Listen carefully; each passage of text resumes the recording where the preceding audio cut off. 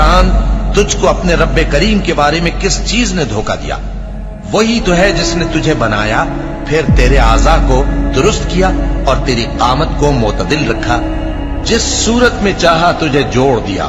مگر افسوس تم لوگ جزا کو جھٹلاتے ہو، حالانکہ تم پر نگہبان مقرر ہیں، یعنی معزز کاتبین۔ جو کچھ تم کرتے ہو وہ اسے جانتے ہیں۔ بے شک نیکوکار نعمتوں کی بہشت میں ہوں گے اور بدکردار دوزخ میں، یعنی جزا کے دن اس میں داخل ہوں گے اور اس سے چھپ نہیں سکیں گے۔